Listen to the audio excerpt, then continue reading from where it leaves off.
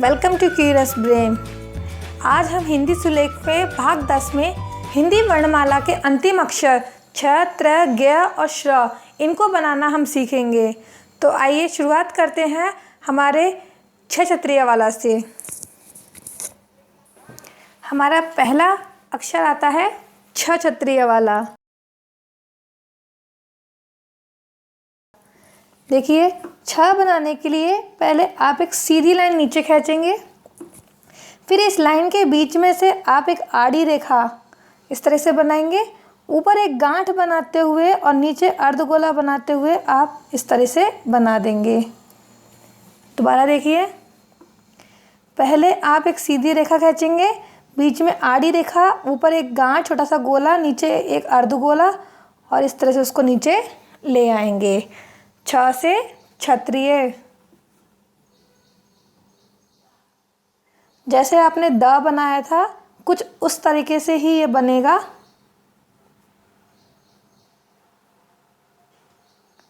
छ में भी आपको ध्यान रखना है, जब आप बनाते हैं तो इसके ऊपर शिरोरेखा नहीं आएगी। माफ़ कीजिएगा, मैंने शिरोरेखा यहाँ बना दी है लेकिन वो नहीं आएगी।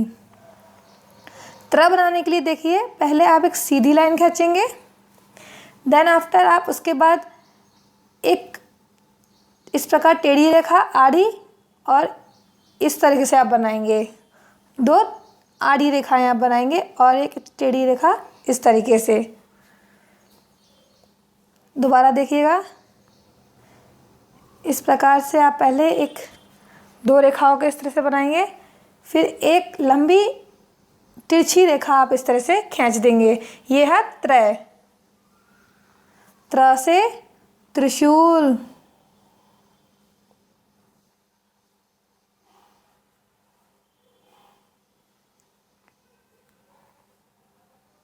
वही आप ध्यान रखेंगे, श के ऊपर आप नहीं बनाएंगे शिरोरेखा, आप आगे से बनाएंगे।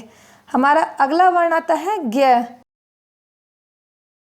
ज्ञ बनाने के लिए पहले आप एक सीधी रेखा खींचेंगे, एक छोटी तिरछी रेखा आड़ी, उसके बाद एक अर्धगोला और उस गोले में एक गांठ, इस प्रकार से। एक तरह से आप मान लीजिए पहले आप जय बनाएंगे और जय बनाने के बाद उसमें एक गांठ बना देंगे। इस प्रकार से दोबारा देखिए, इस तरह से आप उसको बनाएंगे। ज्ञ से ज्ञानी। इसमें भी आपको यही ध्यान रखना है कि जो लाइन आपने गांठ बनाई है वो इससे ऊपर ना जाएगी, दोनों बराबर में ही आए।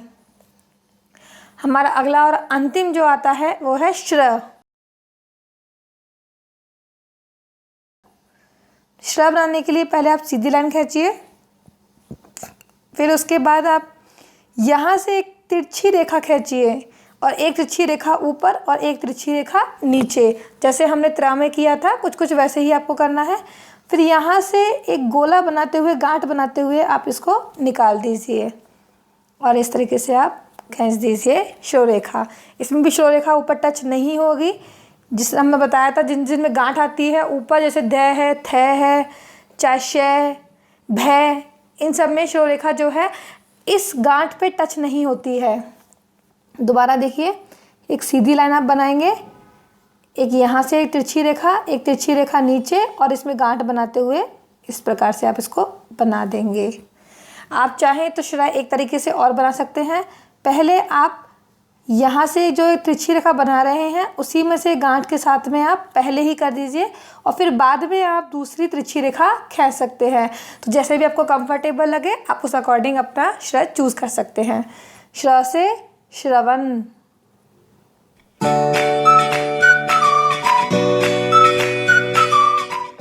तो फ्रेंड्स, भाग 10 यहीं ख़त्म होता है। एक क्विक रिव्यू इन सभी वर्णों का मैं आपको दे देती हूँ।